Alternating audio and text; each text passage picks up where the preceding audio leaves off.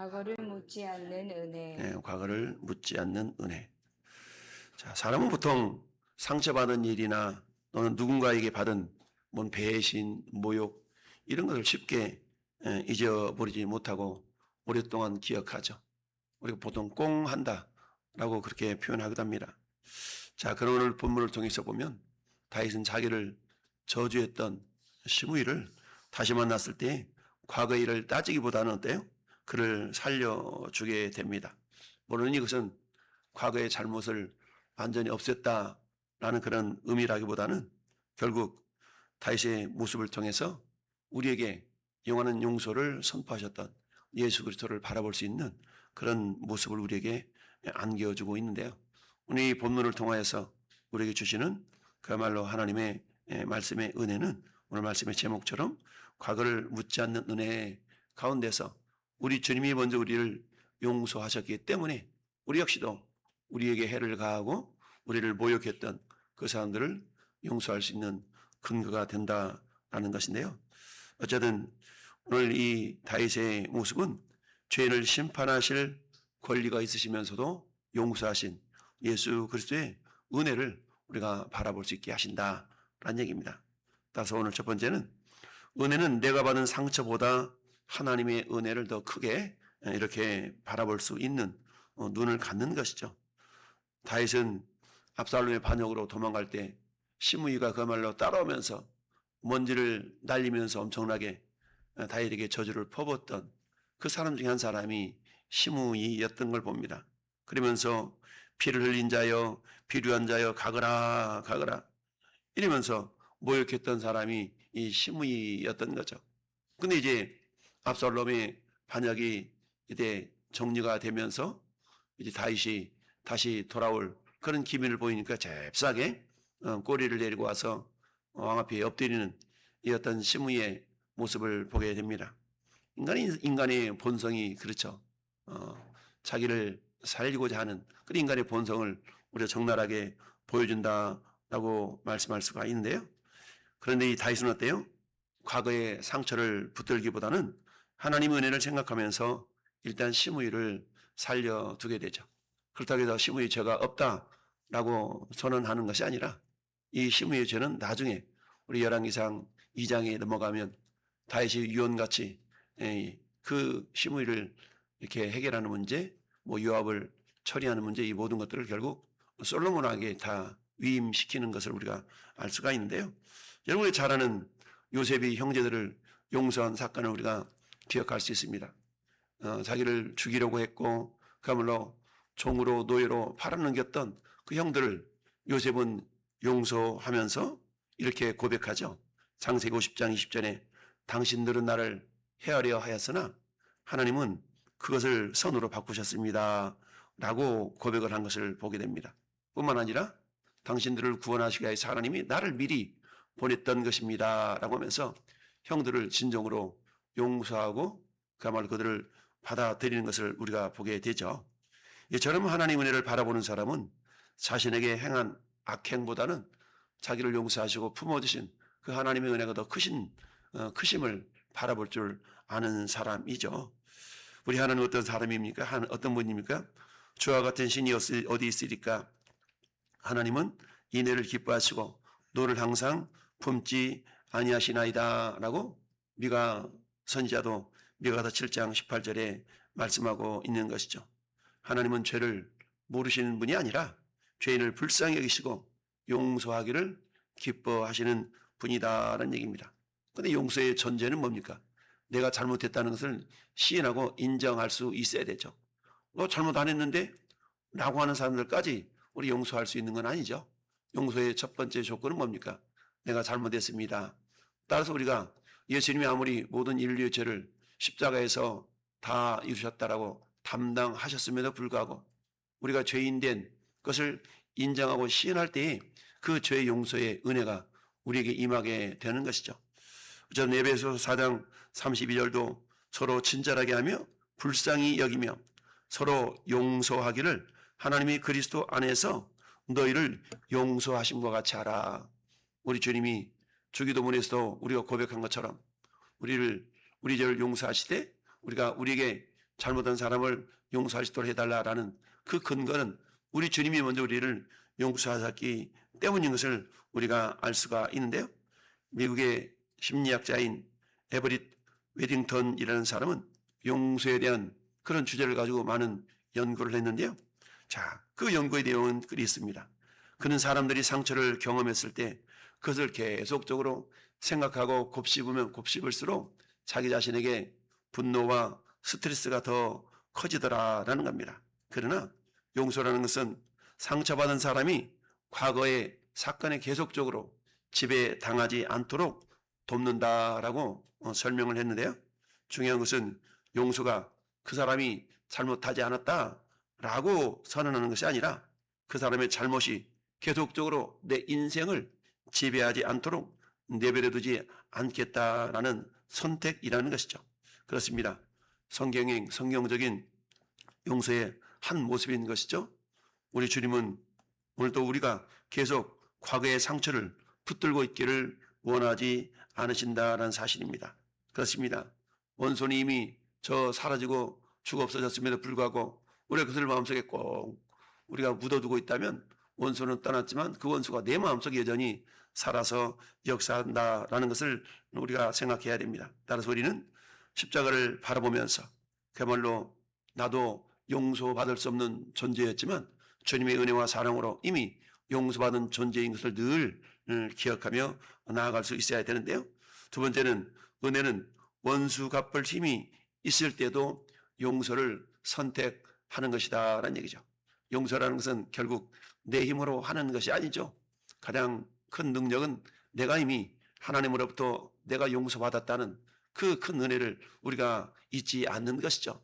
그러니까 내가 용서받았기 때문에 이것은 마치 1만 달란트 받았던 자가 그 빚을 탕감받은 그 모습과도 같죠.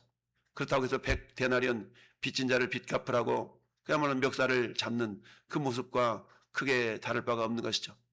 그렇기 때문에 항상 우리는 나는 1만 달란트를 탕감받는 자야.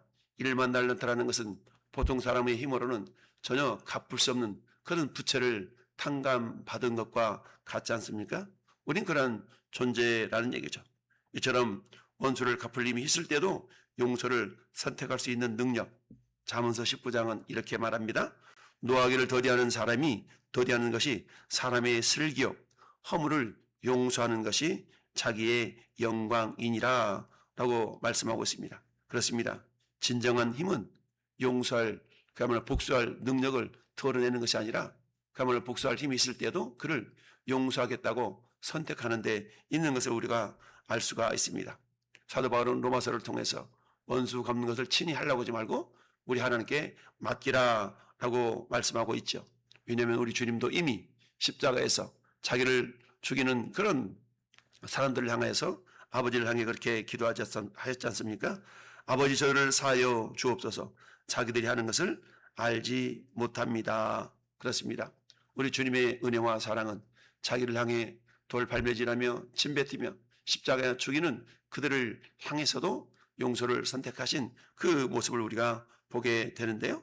결국 용서를 구하심으로 말미암아서 은혜의 절정을 우리에게 보여주고 있다라는 사실입니다. 여러분 물론 이 다윗의 용서가 완전하지는 않습니다. 자기 자신도 죄인이고 시므이에 대한 판단을 그리고는 솔로몬에게 또 맡긴 것을 보게 됩니다. 그러나 이 다윗의 용서를 통해서 우리는 완전한 용서의 주관자이신 예수 그리스도를 바라볼 수 있도록 우리를 도우신다라는 사실입니다. 그렇습니다. 우리가 받은 은혜는 단순히 과거를 묻어주신 것이 아니라 이미 우리의 죄값을 예수님께서 대신 담당하신 담당의 은혜가 아닙니까? 그렇습니다.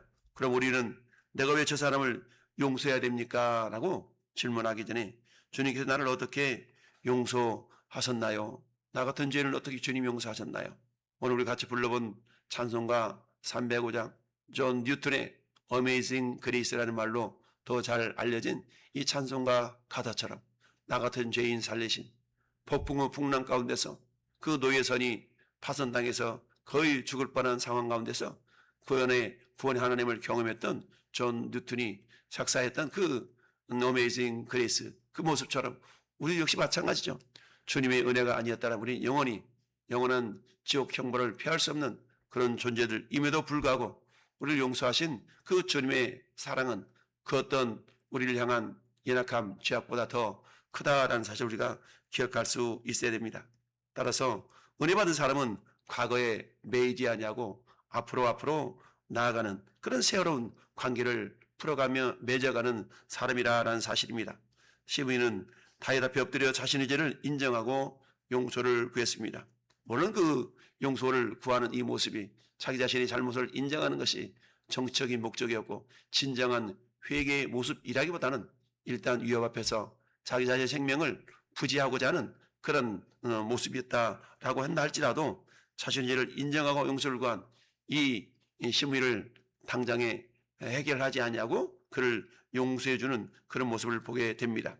그러나 이런 다윗의 모습을 바라보았던 스리아의 아들 아비새는 요압의 동생이죠. 이 아비새가 바라볼 때는 이해가 되지 않는 겁니다. 그처럼 자신을 모욕하고 저주했던 시므이를 어떻게 가만히 내버려 두는가라는 생각이 있었던 것이죠. 그때 다윗이 22절처럼 그렇게 얘기합니다. 스리아의 아들들아, 내가 너희와 무슨 상관이 있기에 너희가 오늘 나의 원수가 되겠느냐, 결국 사탄의 역사를 네가 하려고 그러느냐라고 이야기를 하고 있는 것이죠. 그러면서 내가 오늘 이스라엘의 왕이 된 것을 내가 알지 못하리요. 즉 다윗이 스스로 능력이 있어서 왕이 된 것이 아니라 철저한 하나님의 은혜 때문에 내가 왕이 된 것인데, 하물며 저 아비새를 이 시므이를 내가 용서하는 것조차도 그건 내 능력이 아니라 내가 이미 하나님께 큰 은혜를 던져줬기 때문에 나도 저 시므이를 어떻게 해결할 수 있는 그런 처형할 수 있는 그런 존재가 아니라 나도 주님의 은혜에 밀려서 사랑에 밀려서 내가 용서를 선택한다 라고 하면서 시므이에게 내가 죽지 아니하리라 라고 맹세했던 걸 보게 됩니다. 그렇습니다. 이사야 선지자를 통해서 너희는 이전 일을 기억하지 말며 옛날 일을 생각하지 말아라. 보라, 내가 새 일을 행하리라 라고 주님이 말씀하셨죠. 우리 그리스도인들은 어때요? 과거의 상처나 과거의 어떤 그런 아픔에 매여서 앞으로 나아가지 못하는 자들이 되어서는 안 되죠. 사도 바울이 고린도후서 5장에서 말씀하신 것처럼 그런즉 누구든지 그리스도 안에 있으면 새로운 피조물이라. 이전 것은 지나갔으니 보라 새 것이 되었도다. 과거에 매여서 앞으로 나아가지 못하는 그런 연약한 인생이 아니라 과거 모든 것 이미 내가 주님으로부터 받은 그 용서와 은혜와 사랑을 기억하면서 과거에 나에게 잘못한 그 어떤 존재가 있다 할지라도 그 모든 심판은 주님께 다 내어 맡기고 앞으로 나아가는 그런 믿음의 사람이 되어져야 될 줄로 믿습니다. 빌립보서 3장에서도 사도 바울은 그렇게 얘기합니다. 뒤에 있는 것을 잊어버리고 앞에 있는 것을 잡으려고 표대를 향하여 나아간다 라고 고백하고 있죠. 이처럼 은혜를 받은 사람은 과거에 머무르지 아니하고 그리스도께서 주신 미래를 향하여 달려나가는 사람이다 라는 사실입니다. 우리가 잘 아는 남아프리카 공화국의 인권운동가였던 넬슨 만델라에 대해서 우리는 잘 알고 있죠. 수십 년 동안 감옥에 있으면서도 엄청난 고문과 여러 가지 모욕을 당했지만 그가 결국 어떻게 했습니까? 그가 나와서 대통령이 되면서 모든 사람들을 용서하게 된 것이죠. 그러면 이렇게 고백했습니다. 만일 용서를 선택하지 않으면 자신이 감옥에서 나왔지만 여전히 과거의 감옥에 갇혀 있는 것과 같이 될 것이다 라고 하면서 자기를 감옥에 갔던 사람들을 용서하게 되었다라는 사실이죠. 그렇습니다. 과거의 상처를 붙들고 있으면 미래를 살아갈 수가 없는 것입니다. 그래서 오늘 사무엘하 19장에 다윗은 자기를 저주했던 시므이를 살려줌으로써 은혜한 모습을 보여주게 되죠. 그러나 이 다윗의 모습을 통해 우리는 더 나아가 다윗보다 크신 왕이신 예수 그리스도를 바라볼 수 있어야 합니다. 그렇습니다. 우리가 받은 복음은 너는 죄가 없었어 라는 것이 아니라 너의 죄값을 내가 대신 담당했다라는 그런 은혜인 것이죠.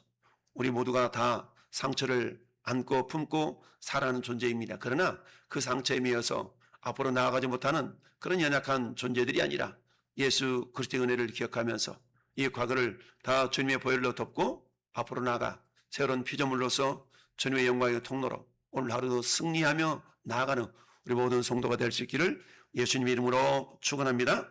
아멘.